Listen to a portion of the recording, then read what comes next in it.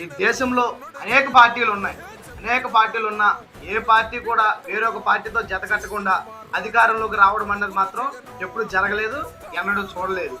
కానీ వైఎస్ జగన్మోహన్ రెడ్డి గారు ఆయన యొక్క ఆశలు, తండ్రి యొక్క ఆశయాన్ని ఎదరకు తీసుకెళ్ళడానికి ఆయన యొక్క కష్టాన్ని నమ్ముకుని ఆయన వెనకాల ఉన్న వైఎస్ఆర్సీపీ కార్యకర్తలు, నాయకులు, అభిమానులు బట్టి ఆయన ఇంతవరకు రావడం జరిగింది.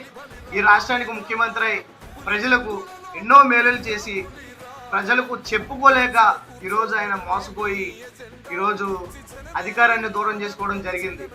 కానీ మళ్ళీ ప్రజలు వారి యొక్క తప్పులు తెలుసుకుని వైఎస్ఆర్ కాంగ్రెస్ పార్టీని మళ్ళీ అధికారంలోకి తెచ్చుకోవడానికి ఎంతో కష్టపడుతున్నారు.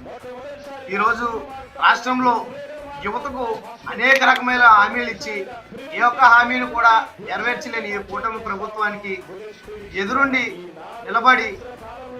నిలబడిన ఏకైక నాయకుడు వైఎస్ జగన్మోహన్ రెడ్డి.